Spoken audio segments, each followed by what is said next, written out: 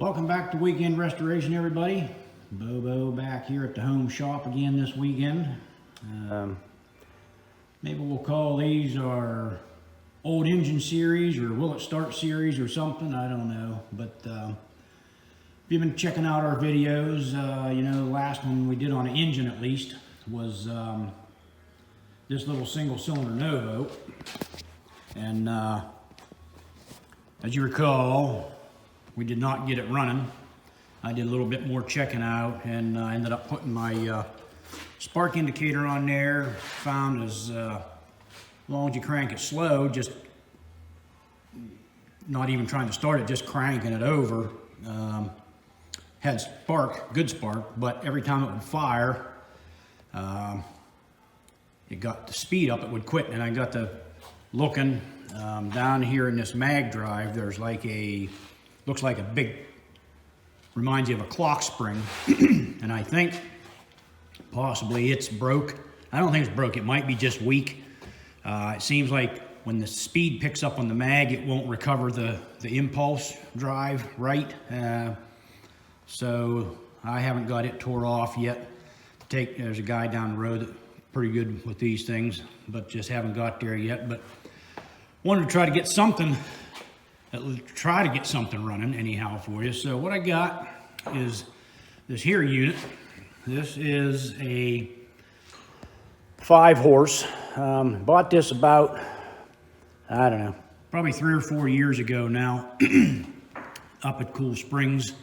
Wasn't sure exactly what I had. It had a tag on it, and I did some research, and I got a little bit more clue of what it is now. But this is, there's a company up in Bradford that made Bovard and Seafang engines. The first company, original company, was called the Bovard and Company. And if you see, this phone will focus. It says Bovard and Company. And a lot of the earlier ones were water cooled. You got your pipes coming out here, in and out. The other ones, the later ones, after it went to Bovard and Seafang, this cylinder would have had a bunch of fins on it and a housing and a big fan here, which this flywheel has a groove in it, which I think would have ran the fan. So I believe what somebody has done has taken a Bovard and Company cylinder, put it on a later Bovard and Seafang base, because they said a lot of the parts would interchange. So I believe that's what we got. I'm not sorry about it. Still a neat looking thing, and hopefully it'll run. Had a crack here apparently. This is kind of old school repair. They would put a plate there with some sort of sealant and just screw it, as many screws as they could get in it to seal it up. So I'm not concerned about that. I don't know what that valve is they got down there. There's no water down there, so I'm not sure exactly what that's for. This particular engine right now is set up, it's a hot tube ignition. And basically what that is, this is a hot tube. It's a tube that's hollow. It sits inside this, what they call a chimney. There's a hole threaded down into the cylinder. And so there's a propane tank. I got both propane tanks hooked up. There's an orifice in here, what they call a burner. Flame comes through there, hits on this, gets it cherry red, and then it just keeps climbing up there. And this chimney lets it draw. And basically the way it works, anybody that's used a torch and it's blown back and popped your flame out, touch the hot gas or touch the gas to the hot metal, fires right back up. So that's basically how this works. Gas and air mixture come through here, sucks it into the cylinder. When it comes up through that hole into that hot tube, that's what ignites it and fires it. Whether that's going to work or not, I don't know. But this has a little thing here, your intake valve in there. This, you can adjust your air back and forth if you want more or less. It basically works the same how I showed you on the 12-horse Hercules. the way the intake valve works, just by suction. There's a valve down in here. Piston sucks it down, and there's another valve on the bottom side, your exhaust valve, and it is run off the cam here. See it a little better from this side. That cam runs this little plunger and works your exhaust valve. So we got to get this thing running, hopefully. There would have been in here, there would have been a crank that folded back and forth. I don't have that. I have a homemade crank that I'm going to try to use on the center of the hub there. It's going to be a little shaky, but I think it'll work. But trying to get all the talking done here before I light this hot tube, because it's pretty noisy and it seems like that's all it picks up is that noise. And what I also have, sometimes these hot tubes don't get red hot enough, so I don't know. This chimney looks like aftermarket. In fact, I'm positive it is. Don't know exactly if this was made as a reproduction for this engine or just something somebody made fit. But a lot of guys, what they do, sit an extra pipe on there that'll let it draw more and quicker, heat your hot tube up a lot faster. So probably just do that right off the bat. I don't know what this would have run, but there's a decent little clutch on the other side here. So I think what we'll do, get this hot tube fired up, turn the gas on. Find my striker. Here we go.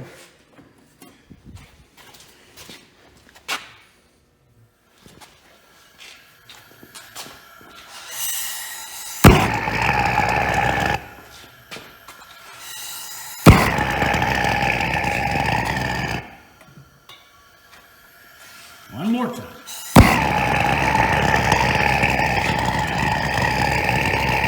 I need a little more. There it is.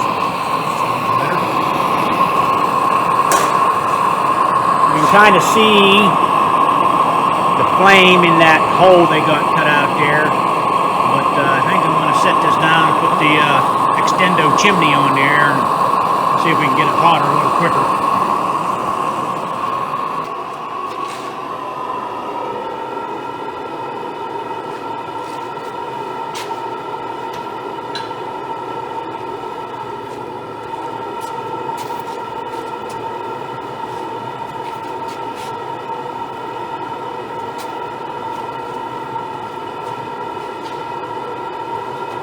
Alright, you can kind of hear how it changed the sound there when I put that extension on there. Helps it draw a little better. You'll see when I start this, the way I'm going to start it is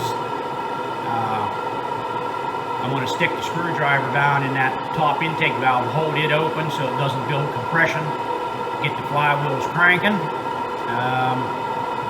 Once I get it to speed up, I'll pop the crank off and let the valve up and try to hit the gas at the same time, and hopefully this thing will run. Don't know. Find out.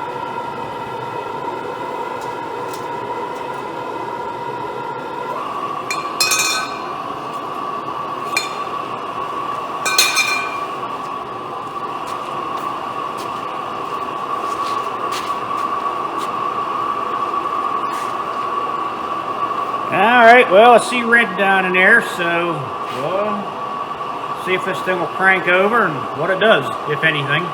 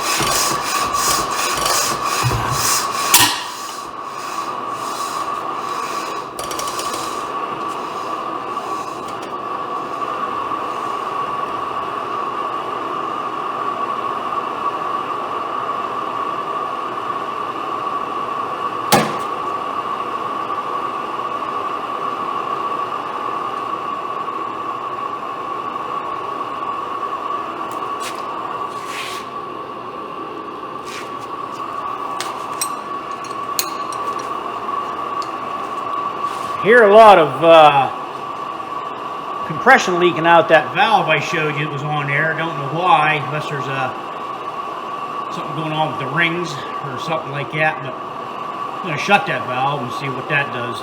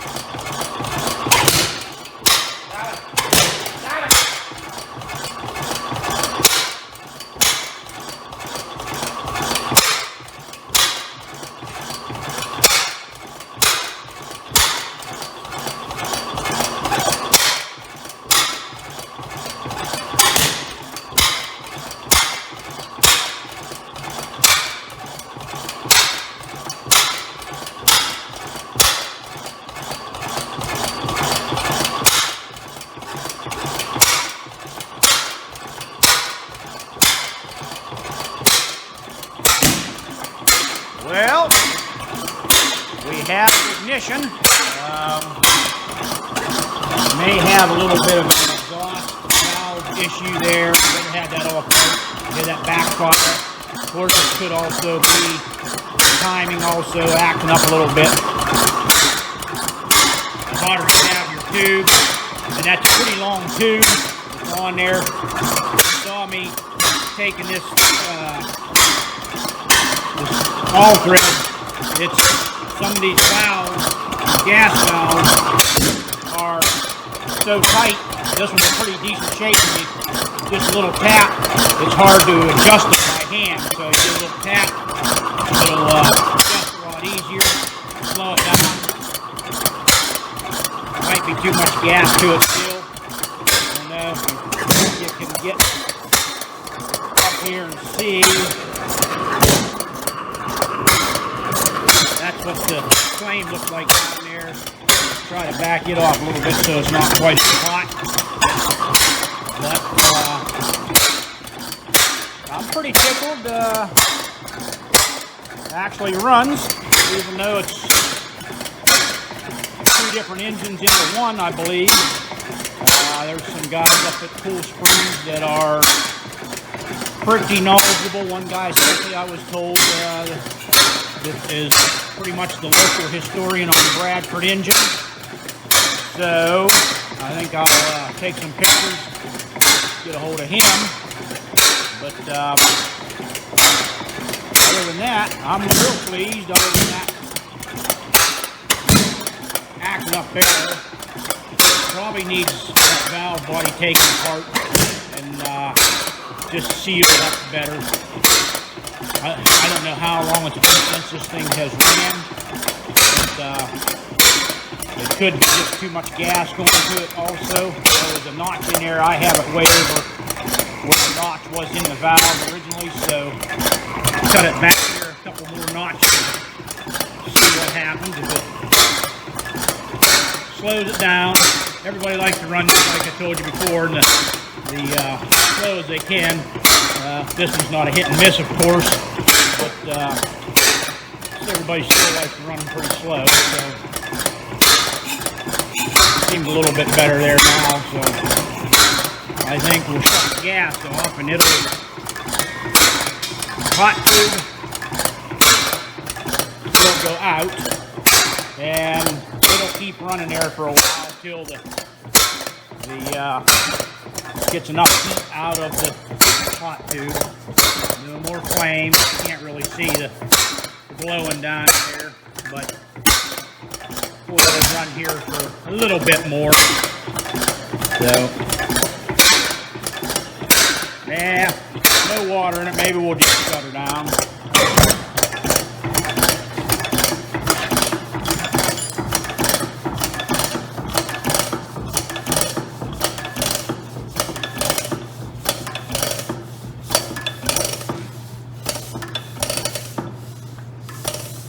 Alrighty, well, like I said, again, for the third time, I'm real excited about that running. Maybe we'll be able to get some sort of skid made on it and get water hooked up to it and have a cooling tank and let it run more. But all these things have little issues with them. You buy one like something like this that has don't really know a whole lot about it. You got to get that stuff, and expected. This also, I forgot to say, they might have had this running on a spark plug at one time, because this has this bracket on here, and it's hard to see, but you see that little tab down there.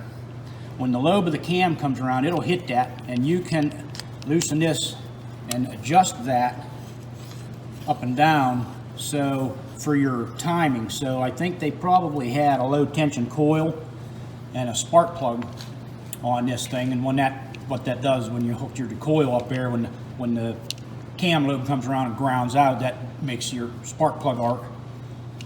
So that's another type of ignition that a lot of the guys are running when they don't have anything else. So that is going to be it for tonight. It is a plus in my book. As always, we thank everybody for watching all our videos. Trying to keep some stuff going for everybody. Sometimes it works, sometimes it don't. Sometimes you're happy, sometimes you're not, but you'll have that too. We'll try. So if you like this stuff, we appreciate all you subscribers, and keep up the likes and comments. If there's any other things you'd like to see. This one other thing, like I said, this little engine here is a Novo. This is a pretty rare little item here. This is how most Novos are. This is a Novo Junior, and it's got a tag down there of the company that it was made for. So I'm kind of anxious to get it cleaned up and running and on a video too. So for tonight, that's going to be it. Thanks for watching, and stay tuned for some more of our videos and more action on the trucks and the car we got. So